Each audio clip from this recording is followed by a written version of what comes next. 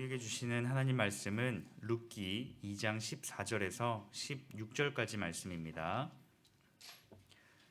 룻기 2장 14절에서 16절까지의 말씀 한 절씩 교독하시고 마지막 절 함께 보도록 하겠습니다. 식사할 때에 보아스가 룻에게 이르되 이리로 와서 떡을 먹으며 내 떡 조각을 초에 찍으라 하므로 룻이 곡식 빼는 자 곁에 앉으니 그가 볶은 곡식을 주매 룻이 배불리 먹고 남았더라. 룻이 이삭을 주우러 일어날 때에 보아스가 자기 소년들에게 명령하여 이르되 그에게 곡식단 사이에서 줍게 하고 책망하지 말며 함께 보겠습니다. 또 그를 위하여 곡식 다발에서 조금씩 뽑아버려서 그에게 줍게 하고 꾸짖지 말라 하니라. 아멘. 어제 말씀을 통해서 하나님께서 룻을 어떻게 인도하여 가시는지를 살펴보았습니다. 룻은 보아스의 밭에서 이삭을 주었으며 그곳에서 보아스를 만났습니다. 사람의 생각으로는 그저 우연히 일어난 그 모든 일들을 하나님께서는 오래전부터 계획하시고 그 계획하신 바를 이루어 가셨습니다. 보아스는 룻이 자신의 밭에서 많은 것을 누릴 수 있도록 허락하였으며 축복의 말 또한 아끼지 않았습니다.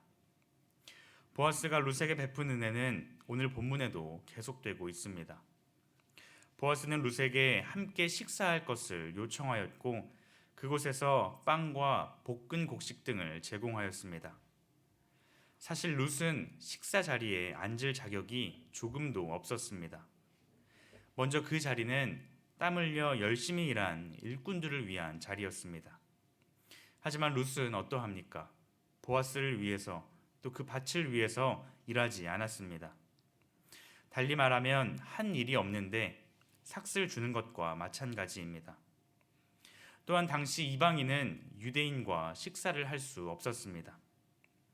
유대인의 입장에서 이방인과 식사하는 것은 금기시되어 있었기 때문입니다. 우리나라도 과거 조선시대만 하더라도 신분 질서로 인해 어른과 아이들, 남자와 여자가 따로 식사하는 경우가 많이 있었습니다. 당시 유대인들에게도 이러한 식사 문화가 자리하고 있었습니다. 그런데 오늘 본문에는 이방인이었던 룻이 유대인들과 함께 식사를 하고 있습니다. 보아스는 배불리 먹고도 남길 정도로 풍성한 음식을 룻에게 대접하였습니다. 당시 사회에서 식사에 초대한다라는 것은 상대방을 환대하는 가장 보편적이고도 상징적인 행위로서 보아스가 룻을 이스라엘 공동체 안으로 또한 가족의 일원으로 받아들였음을 의미합니다. 식사가 다 끝나고 룻이 이삭을 줍기 위하여 일어났을 때에도 보아스는 룻에게 계속해서 은혜를 베풀었습니다. 자신의 일꾼들을 불러서 룻이 곡식단 사이에서 곡식을 주울지라도 절대 면박을 주거나 창피하게 만들지 말고 오히려 더 많은 곡식을 주워갈 수 있도록 일부러 곡식 다발에서 곡식을 빼어서 땅에 버리라는 것이었습니다. 보아스는 룻에게 물질적인 배려를 할 뿐만 아니라 인격적으로도 무시를 당하지 않도록 배려해 주었습니다. 룻은 베들레헴에 와서 처음으로 겪은 따뜻한 환대였을 것입니다. 그날 아침만 하더라도 룻은 그저 하루 먹을 양식을 얻기 위하여 아무런 기대 없이 밭으로 나섰습니다. 이러한 일들이 생길 거라고는 전혀 예상하지 못했던 것이죠. 하지만 보아스를 통해서 음식과 마실 물 그리고 안전한 보호까지도 받게 되었습니다. 이 모든 일들은 하나님께서 보아스를 통해 룻에게 은혜를 베푸신 것입니다. 먹을 양식이 없었으며 힘든 삶이 그 삶에 계속되었지만 하나님께서는 룻의 필요를 아시고 풍성하게 하나하나 채워 가셨습니다. 룻을 먹이시고 필요를 아시고 채우신 그 하나님께서 하나님의 자녀인 오늘 우리의 삶 또한 그렇게 인도하시기를 원하십니다. 하나님께서는 우리의 필요를 따라 세밀하게 입히시고 먹이십니다. 우리의 상황이 그 아무리 절망적인 상황이라 할지라도 주님께서는 우리의 삶을 살피시며 선하게 인도하여 주십니다.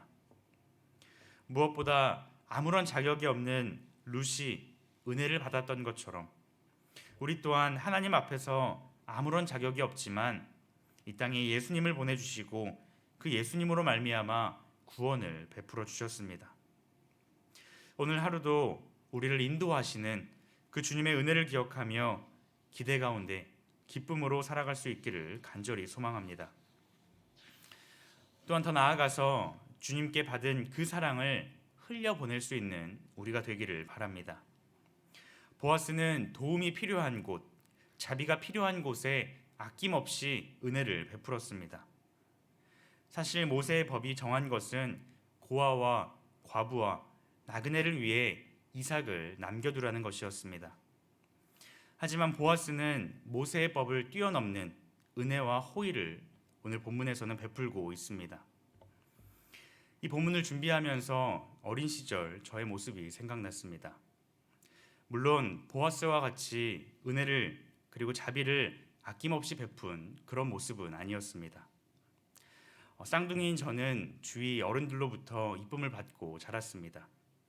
하루는 이웃 아주머니께서 쌍둥이 형과 나누어 먹으라며 간식을 저에게 주셨습니다. 받을 때는 형과 나누어 먹겠다라고 대답하며 감사한 마음으로 받았습니다. 하지만 돌아서니 형에게 나누어 주기를 아까워했습니다. 결국 제가 다 먹어버린 것이죠. 이처럼 우리는 주님께 은혜를 받기는 원하지만 그 은혜를 나누어 주기에는 참으로 인색할 때가 많이 있습니다. 또 오늘날 세상은 어떠합니까?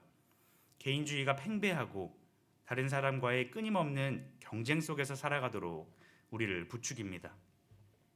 그래서 낮은 자리에서 다른 사람들을 섬기고 남을 돕고자 하는 마음보다 내가 남보다 더 높은 자리, 더 나은 자리에 가기를 원할 때가 많습니다. 다른 사람과 나를 비교하며 내 상황과 환경을 바라보면서 나는 아직 누굴 도울 수 있는 입장이 아닙니다. 나는 하나님 나라를 위해 하나님 사랑을 흘려보내기에는 부족함이 많습니다. 라고 생각해 버리는 것이죠. 하지만 주님의 몸된 교회로서 하나님의 자비와 사랑을 풍성하게 나타낼 수 있기를 바랍니다. 주님께서 우리에게 보여주신 그 큰 사랑을 우리가 마땅히 기억한다면 우리는 사랑을 실천하며 살아갈 수 있어야 합니다. 오늘 우리의 삶 가운데 주님께서 나를 어디로 보내시며 누구를 만나게 하시는지, 나의 도움이 필요한 곳이 어디인지를 깨닫는 그 은혜가 우리 가운데 있기를 원합니다. 그리하여 나를 보내신 그곳에서 주님의 사랑을 온전히 드러내며 살아가는 우리 모두가 되기를 바랍니다. 우리 안에 긍휼과 사랑과 나눔의 마음으로 서로를 돌아보고 서로의 부족함을 채울 수 있는 그런 교회가 되기를 원합니다. 이러한 모습이야말로 하나님께서 우리에게 원하시는 하나님 나라의 원리입니다. 은혜의 선순환인 것이죠. 주님께서 주신 그 놀라운 사랑을 우리가 먼저 깨닫고 그 사랑을 나만 간직하는 것이 아니라 그 받은 은혜가 너무도 커서 흘려보내는 은혜의 선순환이 우리 가운데 풍성하기를 원합니다. 그리하여 우리의 모습을 통하여서 주님을 믿지 않는 자들, 주님을 모르는 자들이 우리의 모습을 통해 주님의 사랑을 깨닫고 주님의 은혜를 바라보는 그 은혜가 있기를 소망합니다. 말씀을 맺고자 합니다. 보아스는 아무런 자격이 없는 룻에게 은혜를 베풀었습니다. 오늘 우리 또한 하나님 앞에서 자격이 없지만 은혜와 사랑을 받았습니다. 그 은혜와 사랑을 기억하며 살아가는 우리 모두가 되기를 원합니다. 그리하여 그 받은 사랑을 우리 삶 속에서 밝히 드러내며 살아가는 우리 모두가 되기를 주님의 이름으로 축복합니다.